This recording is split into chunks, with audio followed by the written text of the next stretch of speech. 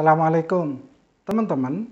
Di video serial pertama dengan tema nikah beda negara, saya sudah menceritakan salah satu pengalaman nyata layanan KUA terhadap calon pengantin dalam pernikahan beda negara. Kali ini, saya akan melanjutkan cerita pengalaman terkait pernak-pernik layanan KUA tersebut masih dengan tema pernikahan beda negara. Suatu ketika, saya mendapatkan pengaduan dari calon pengantin terkait layanan KUA tertentu. Dia menyampaikan kepada saya bahwa calon pengantin ini akan menikah dengan pria warga negara asing. Mereka datang ke KUA dengan membawa semua berkas persyaratan nikah yang menurut mereka semua sudah dipenuhi. Penghulu KUA kemudian melakukan pemeriksaan terhadap semua berkas persyaratan tersebut. Kemudian penghulu masih meminta kepada calon pengantin ini untuk melengkapi surat-surat yang menurut penghulu itu belum ada, yaitu surat keterangan mu'alaf, surat keterangan sudah dihitan, dan surat izin kawin dari kedutaan besar negara yang bersangkutan. Teman-teman, apakah surat keterangan mu'alaf memang diperlukan dan masuk salah satu syarat kelengkapan pernikahan? Coba perhatikan Peraturan Menteri Agama Nomor 20 Tahun 2019 tentang pencatatan pernikahan. Di sana tidak ditemukan persyaratan nikah beda negara harus melampirkan surat keterangan mu'alaf. Kalaupun penghulu misalnya menghendaki adanya surat keterangan mu'alaf, sebenarnya untuk calon pengantin tadi sudah ada surat keterangan mu'alaf yang dikeluarkan oleh salah satu lembaga keagamaan di Indonesia. Tapi menurut penghulu KUA tersebut, surat keterangan mu'alaf yang dikeluarkan oleh salah satu lembaga keagamaan di Indonesia itu belum cukup. Penghulu menghendaki adanya surat keterangan mu'alaf itu dilakukan oleh lembaga negara yang bersangkutan. Artinya dilakukan di negaranya, tidak di Indonesia. Menurut penghulu, proses masuk Islamnya harus dilakukan di negara asal dan dilakukan pemutakhiran data agama di data kependudukannya. Tentu saja, calon pengantin ini menjadi bingung. Bagaimana dia harus melakukan pemutakhiran data agama? Wong di negaranya, urusan agama menjadi urusan privat yang tidak diurus oleh negara. Calon pengantin kemudian mencoba untuk menjelaskan kepada penghulu mengenai tata persuratan atau tata administrasi yang ada di negaranya.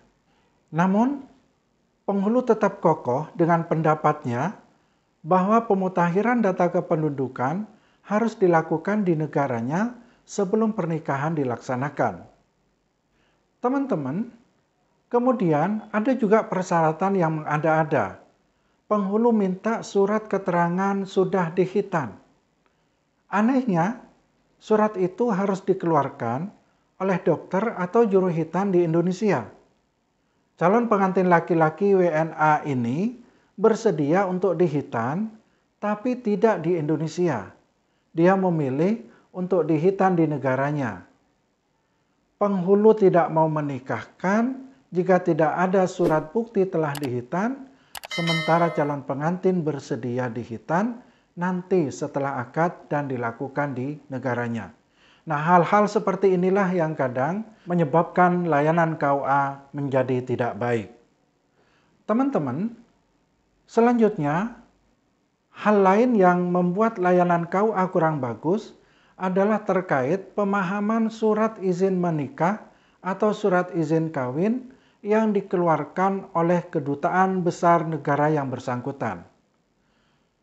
Perlu diketahui, masing-masing negara memiliki aturannya sendiri terkait surat menyurat dan tata naskah dinas, termasuk surat-surat yang berkaitan dengan perkawinan warga negaranya. Untuk negara Pakistan dan India misalnya, surat izin menikah ini disebut NOC, No Objection Certificate, yaitu surat tidak ada halangan untuk menikah yang dikeluarkan oleh kedutaan negara di mana warga negara asing berasal jika ingin menikah di Indonesia. Sedangkan untuk negara lainnya, surat izin menikah ini disebut CNI, Certificate of No Impediment. Belakangan ini, yang tadinya NOC atau CNI dikeluarkan oleh kedutaan besar negara yang bersangkutan, ada beberapa negara yang memberi kewenangan kepada lembaga atau instansi negara tersebut untuk menerbitkan surat izin menikah bagi warga negaranya. Biasanya berupa surat yang menerangkan bahwa orang tersebut berstatus single dan bisa untuk melaksanakan perkawinan di Indonesia.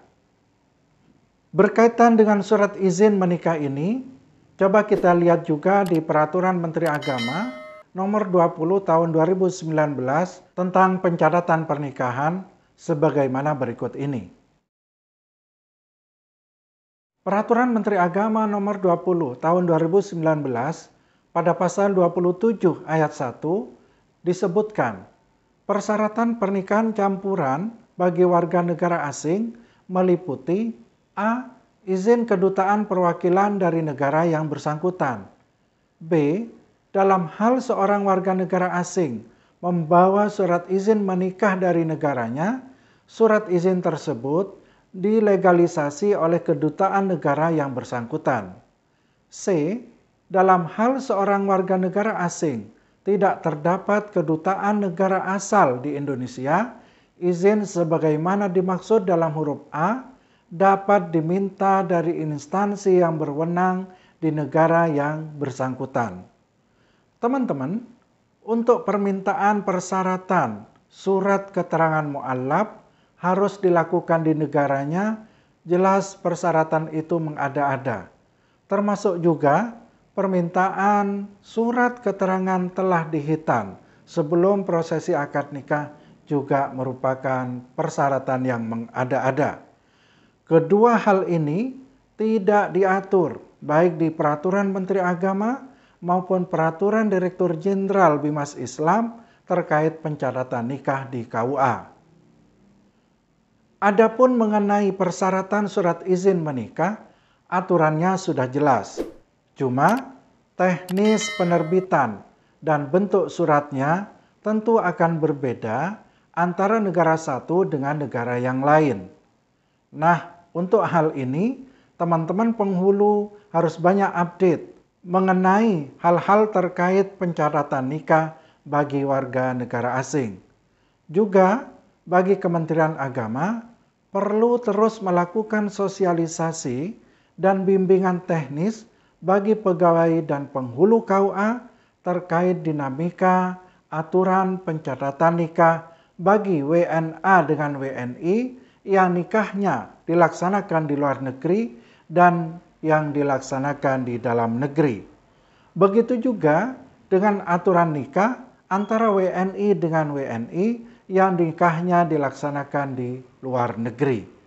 Demikian, semoga tayangan video ini bermanfaat dan layanan KUA lebih baik lagi di masa yang akan datang. Terima kasih. Wassalamualaikum warahmatullahi wabarakatuh.